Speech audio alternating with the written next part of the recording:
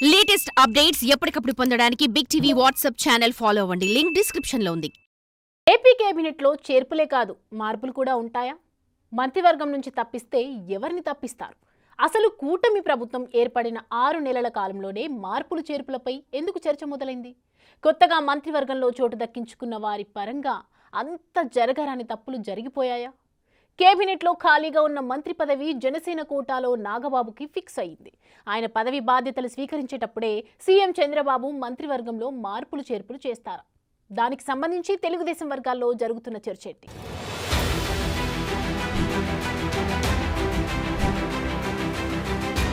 ఆంధ్రప్రదేశ్లో కూటమి ప్రభుత్వం ఏర్పడి 6 నెలలు పూర్తయింది. అప్పుడే మంత్రివర్గంలో మార్పులు చేర్పులపై చర్చ మొదలైంది. పార్టీలో సీనియర్లను కాదని ముఖ్యమంత్రి చంద్రబాబు ఈసారి కొత్త వారికి మంత్రి పదవులు కట్టబెట్టారు. పార్టీ భవిష్యత్ అవసరాల కోసం కొత్త తరానికి పెద్దపీట వేశారు. అయితే మొదటిసారి కేబినెట్ బెర్తులు దక్కించుకున్న వారిలో కొందరిపై నెగటివ్ టాక్ మొదలైంది. దాంతో అతి త్వరలోనే కొందరు మంత్రులు మాజీలవుతారన్న అంశం టీడీపీ వర్గాల్లో హాట్ టాపిక్ గా మారింది.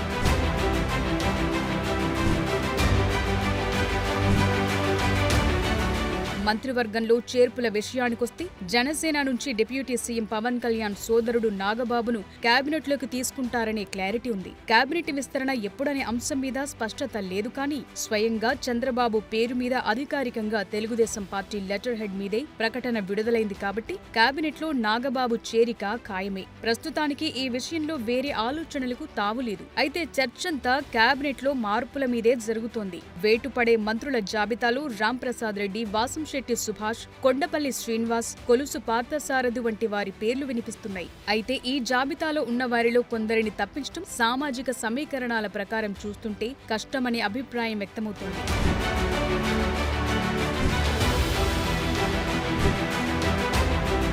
కార్మిక శాఖ మంత్రి వాసంశెట్టి సుభాష్ ఈయన్ను కేబినెట్లో నుంచి తప్పిస్తారనే ప్రచారం జోరుగా సాగుతోంది. సామాజిక సమీకరణాలను బేరీజు వేసుకుని చూస్తే సుభాష్ ను మంత్రివర్గం నుంచి తప్పించే అవకాశాలు దాదాపుగా కనిపించడం లేదని చెప్పాలి.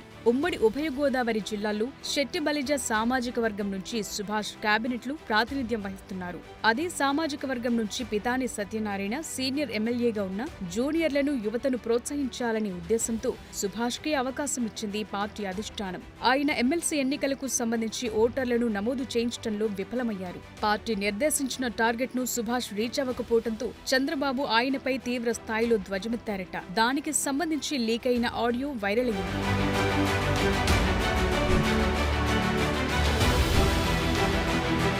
వైసీపీ కార్యకర్తగా ఉంటూ టీడీపీ ఎమ్మెల్యే అయి ఆ తరువాత అదృష్టం కలిసి వచ్చి మంత్రి అయ్యారు వాసంశెట్టి సుభాష్.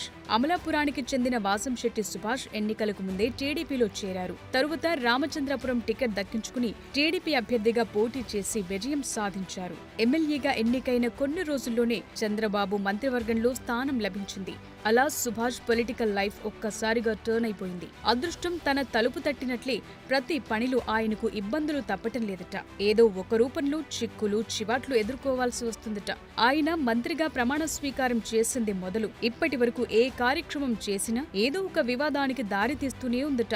అటు అధిష్టానం నుంచి ఇటు క్షేత్రస్థాయిలో తన సామాజిక వర్గం నుంచి ఆయనపై వ్యతిరేకత చాప కింద నీరులా వ్యాపిస్తోందట.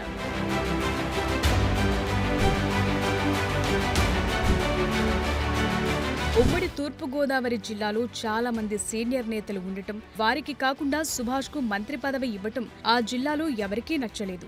దీంతో కేబినెట్ షఫ్లింగ్ జరిగితే సుభాష్ ను తప్పిస్తారనే ప్రచారం జరుగుతోంది.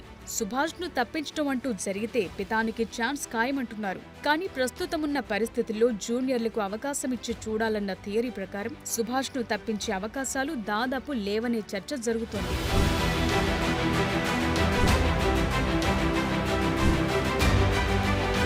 ఇక మరో మంత్రి రాంప్రసాద్ రెడ్డి గురించి కూడా చాలా విస్తృతంగా చర్చ జరుగుతోంది. రాంప్రసాద్ రెడ్డిని మంత్రివర్గం నుంచి తప్పించినా ఆశ్చర్యపోనక్కర్లేదనే ప్రచారం పార్టీ వర్గాల్లో జరుగుతోంది. మంత్రివర్గంలో అతి తక్కువ కాలంలో ఎక్కువగా బద్నామైన వ్యక్తి ఎవరైనా ఉన్నారా అంటే అది రవాణా శాఖ మంత్రి రాంప్రసాద్ రెడ్డి. రాంప్రసాద్ రెడ్డి పేషీలో జరిగే వ్యవహారాలపై ఇప్పటికే ఇంటెలిజెన్స్ కన్నేసిందని, ఏసీబీ కూడా రంగంలోకి దిగే అవకాశం లేకపోలేదనే చర్చ గత కొంతకాలంగా జరుగుతోంది.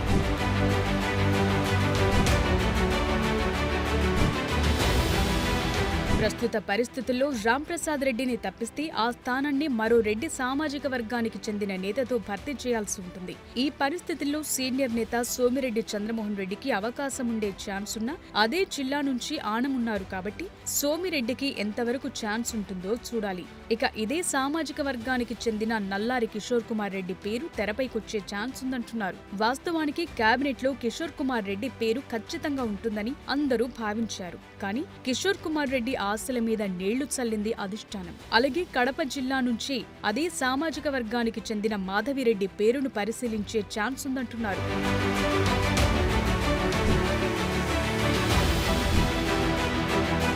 ఇక కేబినెట్ నుంచి తప్పిస్తారని ప్రచారం జరుగుతున్న వారిలో మంత్రి కొండపల్లి శ్రీనివాస్ పేరు ఉంది. కొండపల్లి శ్రీనివాస్ పేరు తెర మీదకు రావటానికి కారణం లేకపోలేదు. విశాఖ ఎయిర్పోర్టులో మంత్రి కొండపల్లి శ్రీనివాస్ గురుభక్తిని చాటుకుంటూ బొత్స కాళ్లు మొక్కి ఆశీర్వాదం తీసుకున్నారు. అప్పటి నుంచి ఆయన టీడీపీలో అందరికీ టార్గెట్ అవుతున్నారు. బొత్సను ఓడించిన సీనియర్ నేత తూర్పు కాపు సామాజిక వర్గానికి చెందిన కళా వెంకట్రావును పక్కన పెట్టి అదే సామాజిక వర్గానికి చెందిన కొండపల్లికి మంత్రివర్గంలో స్థానం కల్పిస్తే బొత్సను గురువుగా చెప్తూ ఆయన కాళ్లు మొక్కుతారా అని తెలుగు తమ్ముళ్లు తీవ్ర స్థాయిలో విరుచుకుపడుతున్నారు.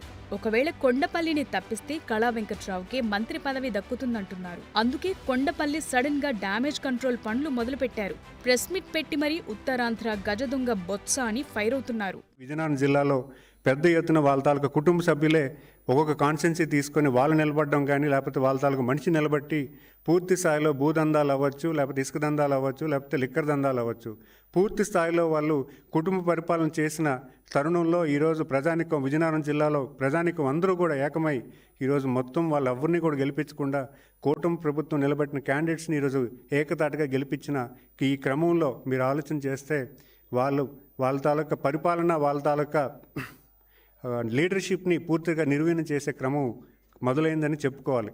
దాన్ని తట్టుకోలేక ఈరోజు ప్రతిపక్ష మీడియాలు వాళ్ళని బలపరచడానికి ఈరోజు మమ్మల్ని బలహీనం చేసే ప్రయత్నం చేస్తున్నారు తప్పించి ఇక్కడ ఉన్నటువంటి సత్యం ఎటువంటిది లేదని నేను చెప్పగలను. ఎందుకంటే మీరు చూసుకుంటే గడిచిన 40 సంవత్సరాల మా కుటుంబం రాజకీయ నేపథ్యం తాతయ్య గారి మీద అవ్వచ్చు, లేకపోతే బాబాయ్ గారి మీద అవ్వచ్చు, ఈరోజు నేను కంటెస్ట్ చేస్తున్నటువంటి ఫ్యామిలీ బొత్స కుటుంబం.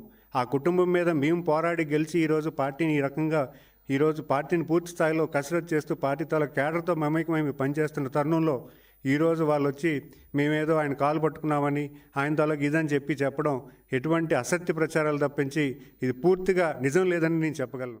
ఇక లాస్ట్ బట్ నాట్ లీస్ట్ అన్నట్టుగా పార్థసారథి వ్యవహారం గురించి కీలకమైన చర్చ జరుగుతోంది. పార్టీలోకి కొత్తగా వచ్చిన టీడీపీలో చాలా మంది సీనియర్ నేతలను పక్కన పెట్టి మరీ పార్థసారథికి మంత్రి పదవి ఇచ్చింది టీడీపీ అధిష్టానం.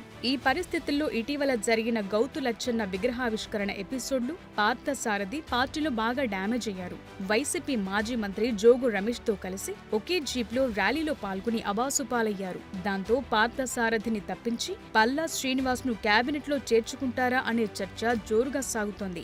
గౌతు లచ్చన్న విగ్రహావిష్కరణ ఎపిసోడ్ పై చంద్రబాబు, లోకేష్ స్పందించిన తీరు చూస్తుంటే పార్థసారథి వికెట్ పడినా ఆశ్చర్యపోనక్కర్లేదనే వాతావరణం కనిపిస్తుంది.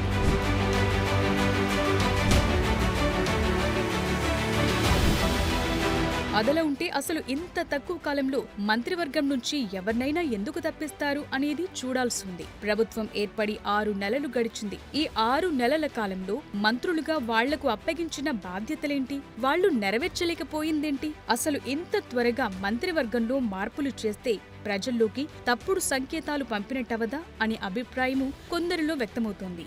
ఈ పరిస్థితుల్లో కేబినెట్లో చేర్పులకే తప్ప మార్పులకు ఆస్కారం ఉండదని అంటున్నారు. కేబినెట్లో ఓ సీట్ ఖాళీ ఉంది కాబట్టి, నాగబాబుకు హామీ ఇచ్చారు కాబట్టి అక్కడికే పరిమితమవుతారనే వాళ్లు లేకపోలేదు. ఏదేమైనా అతి తక్కువ కాలంలో మంత్రివర్గంలో మార్పులు చేర్పులపై ఈ స్థాయిలో చర్చ జరగటం గతంలో ఎప్పుడూ లేదనే అభిప్రాయం వ్యక్తమవుతోంది.